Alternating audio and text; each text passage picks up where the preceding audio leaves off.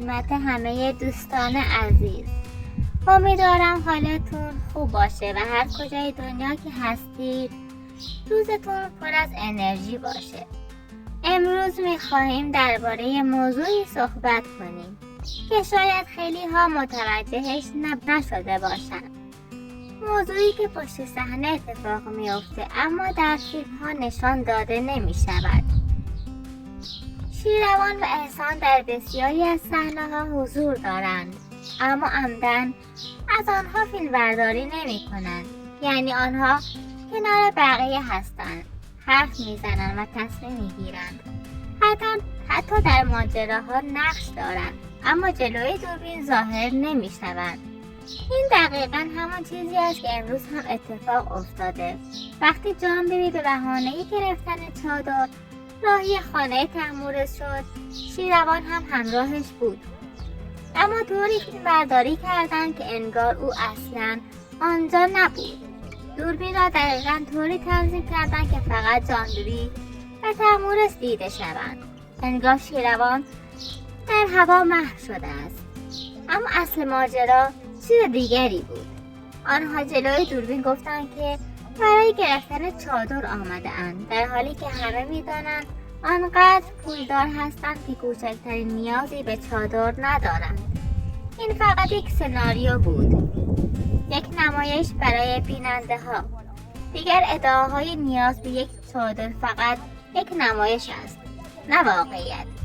جالبتر از اینه که شیروان همیشه در صحنه ها حضور دارد، فقط خودش را جلوی دوربین نشان نمی‌دهد.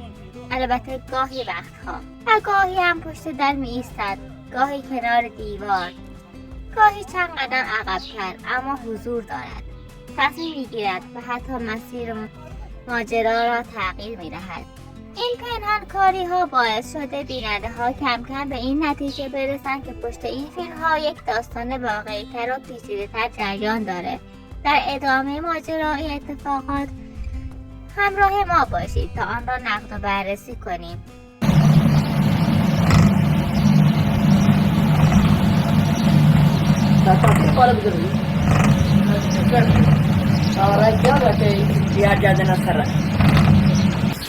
Soalnya ibarat dong rupiah aku saja, betul ibarat. Terus mari ibarat soalnya betul tidak boleh ibarat soalnya misalnya soalnya sendiri soalnya itu. Balas saja, macam ini cepat, betul itu cepat tu. Ambil rasa sebut darah, sebut mesti tahu ya. Kamu Darah tu begitu. Nah, apa tu dia? Mai dah udah. Ini soalan. Mai bukan sih ini tak jadi, mai bukan cari mana berada saja. Udah dolar berapa dolar? Saya tak berita. Bukan apa jadi. Muhammed Cumhurbaşkanı kanunu kuruluyor. Gelmeden yine. İlk ben kutu falan şöyle bakalım. Nasıl ki ne? Tamam da bakalım atasal mesele. O bakire Kamu kaymış, kamu. Bunu nerede hava? Bir saat ne kadar basar bu? Ne derler olur ne istiyorsun ki mağara bir dersi. Ondan buraya da bizim buraya da doğru da. Ben doktoruna maşina da duruyor. Ya kalama yeter mi ne dersen kadar yani bunlar Onlar da modeli bizim şu ben doktoruna. Ne olacak ama sarı kamu da masa asasıymış. Oğlumdan amalı işte. Bir تصرف eden farkı. Ama Avrupa ihtarına Avrupa. Haber belki bu tünese bu. Şu şarafı atasın cebine tu. O da bahsettiğim yani kaymağı. Mata mı ne kadar? Meti kamu şu tarih kayıyor. Ahi, acaba tarih diyor. Kemal yerlerinde keski gösteriyor.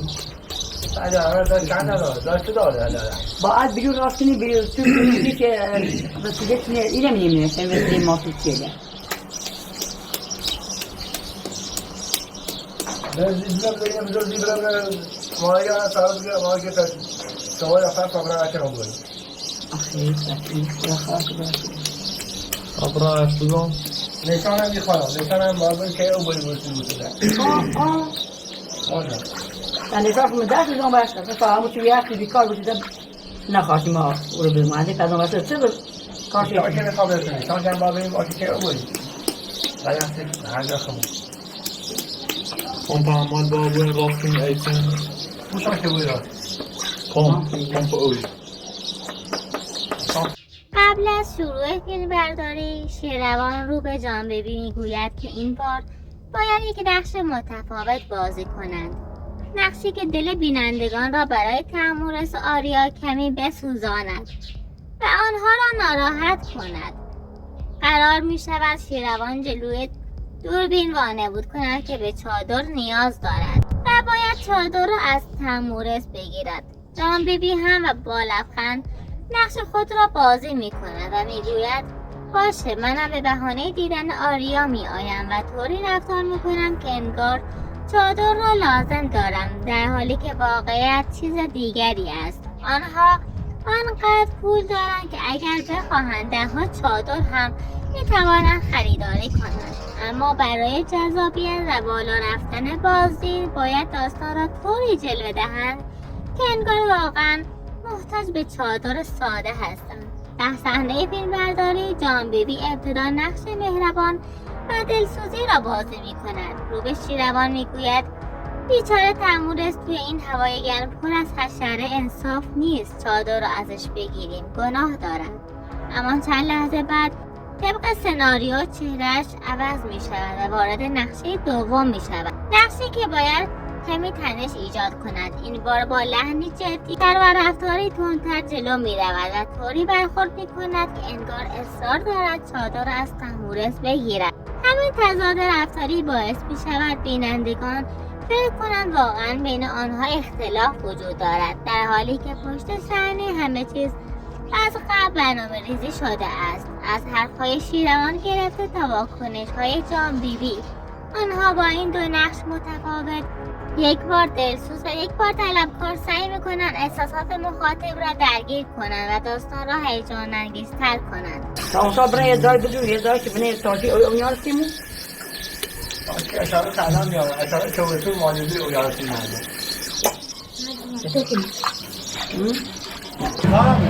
تا یه بیداره برای هچی داره خوفم ندی کنی من بیدی رو خوبه چه جب آقا سرطار و نمی بگی تو ده بیا پا بدی خب معلومه خب اگر یه سفی آسانش که نمیشه زردی آسه که همون نمید Usa só Sim, sim, antes nisso, só من تاره کوی نزده که خام بسیار بوده هوا جمع بوده یا دیز نه بخیر خوابش بوده سردش بوده میده سوال خیلی نمونه ایما دست روز دیگه اتا آمار ایما Só خیلی da curo, só pár usa. Olha, o meu celular só fez já tinha ligado. حسن مانونی ترسی کرده بخوایم دست ساختمون پیدا کنیم یه حداقل سال داشته باشه تا قد کارگر بیامونه اینو بخره هوا جرمه دست کوی از دیده نیستی شده اصلا کزنی کوه صاحب بوده دومه چپه ایگم زاناره Os caras não sabem mesmo. Quando eu vejo lá pode. زین بغیره نبوده هوا برای تاریخ ها بنامو یعنی بالا خما ارمون بگم سیده از تاریخ نارو الان که بخیر برای اون منتشی شیروانی که برای سیده میگم تا بخم اصلا در ما الان پیلی وسیله داخلی تار من او قرار سیلی ما ببینیم ایتو ما خیلی Tu بخوام assim, né? Chama de bosta. همین یه قرار وسیله که دو تاره اونش به تاره ایمانش کن داره وسیله دست اینجا برای تو نه با اون قرار من میگه سندی و بی خاطر و بی که اصلا پیدایش اصلا همه ماندن Igual, tu usa de maneira assim de ourimis. Tsara kuregi, tu atachi miliovi tsara idu. Isso é que tá rodando. فقط تار Mala só, من بکنم تار احتیاجش این داری ما وسیله primeiro, caminhão ou این وسیله ایرو شو داخل تو این وسیله تو دو اگر این وسیله می داخلی تو خودش خیلی بخوسی وری تو پلاستیک پالیتیز پلاس پاکی میخواید نه موتور ساره دام تاره خانم صبح هم باید صبح و 5 ساعت بعد بیای بامون هرده تاره خان موتور ساره دام تاره خانم بخورم ایما ده تکون ده همون که تکون تخار میکنه بیای بام تاره خدا دام موتور داده بعد این خیال من کوبی خیر راده و پاتون بیاره پارو بچه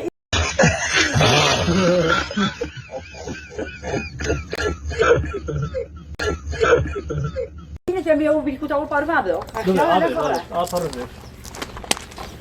میگم بعد ماشین خیلی احتمال داره اینو ببرن این تمام یا چی نه الان خبر دام دیگه نه ماشین نه ماشین فعلا همین نه بخوام برم دید زاب میخوام برم فقط چند تا جت بیارم اگر باشون رفتم برم بعضا برم چنار آره شیان خبر برادی دا بخورا ولی سال جیت میاد خب گفتم ماشین بگو ولی اما سال جیت میاد نه مادام دست رو تو اینی بود با این خاطره این همون چیزی که مثل نگاه کن الان که مامان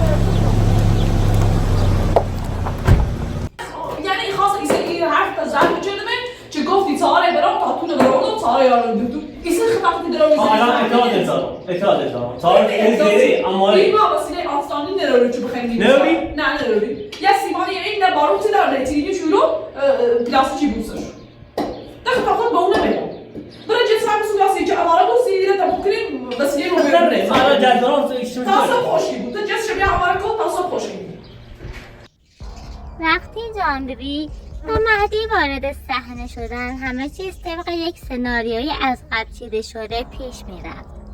جان بیبی باید نقش زن دلسوز و ناراحت را بازی میکرد. کسی دلش برای تحمورس میسوزد و وانمود میکند که چادر را لازم دارد. او با چهره غمگین جلو رفت، آهی کشید و گفت بیچاره تحمورس، من ناراحتم، مجبورم چادر را بگیرم.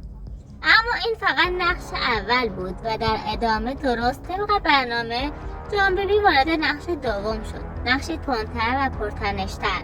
ناگهان لحنش عوض شد، صدایش بالا رفت و طوری رفتار کرد که انگار میخواهد چادر را به زور از تحمورس بگیرد. این تضاد رفتاری دقیقا همان چیزی بود که برای جذب بازدید بیشتر لازم داشتند، در حالی که حقیقت پشت صحنه چیز دیگری بود. این صحنه کاملا ساختگی بود. حتی شیروان هم در محل حضور داشت، اما طوری فیلم گرفتند که انگار او اصلا نیامده است و واقعیت این بود که شیروان برای بازدید از روند ساخت خانه تحمورس آمده بود که از آن بازدید کند، چون او استادکار است و بهتر از همه می‌داند چه کاری باید انجام شود. اما جلوی دوربین حضورش را پنهان کرد تا داستان باورپذیری تر شود. خانواده پرن هیچ وقت به خاطر یک چادر ساده با دامادشان چنین رفتاری نمی کنند. آنها آنقدر توان مالی دارند که اگر بخواهند ده‌ها چادر نو می توانند خریداری کنند. اما برای بالا رفتن بازدید، برای اینکه احساسات مخاطب درگیر شود، برای اینکه داستان جذاب‌تر شود، همه چیزی را تبدیل به یک نمایش می کنند. در نهایت این صحنه پر از دعوا و ناراحتی فقط یک سناریوی حساب شده بود. بازی را هر کدام از آنها با دقت اجرا کردند تا بینندگان باور کنند. و احسان عبدو بگه میگه چی بچه دعوا رو گوسندن هلا یاستی اون سای برشو بزیدمش چاریدمش دو ساعت با چه نمی‌دونم کو گیت دونجورنیا بینی بیاد شو یعنی بعد بینی دونجورنیا گیری که برای تای هفته ده بگم تو 10 هفته ده. در ادامه جان بیبی با صدای بلند گلایه می کند و می گوید به احسان بگویید یک چوپان پیدا کند. این حیوان ها مگر خودشان می توانند راهی چراغگاه شوند؟ او حق دارد، چون مدت هاست احسان دیگر مثل قبل در مزرعه حضور ندارد. بیشتر وقتش را در خانه هایش در دردگان و سردش می گذراند و هر چند روز یک بار هم راهی شیراز می شود تا پیش دوست دختر جدیدش باشد. احسان آنقدر درگیر زندگی تازه شده که حتی ماشین جدیدی هم خریده و پنهان کرده، مبادا بیننده ها بفهمند چقدر پولدار شده است. جالب همینجاست که همین ساختمان هایی که تازه می سازد خودش بهترین سند است. بینندگان می‌بینند که احسان نه وقت دارد نه حوصله و نه حتی علاقه به ادامه نقش‌های قبلی. او در دنیای خودش غرق شده، دنیایی که پر از خانه‌های لوکس، سفرهای بی صدا و ماشین‌هایی که یکی به یکی خریداری می‌شوند و پنهان می‌کند آنها را از دید بینندگان. ممنونم که مثل همیشه ما را حمایت می‌کنید و در ادامه این رو هم بازگو کنم که در کانال توبه ما حتما عضو شوید و ما را حمایت کنید. تا ویدیوی دیگر، خدا نگهدار.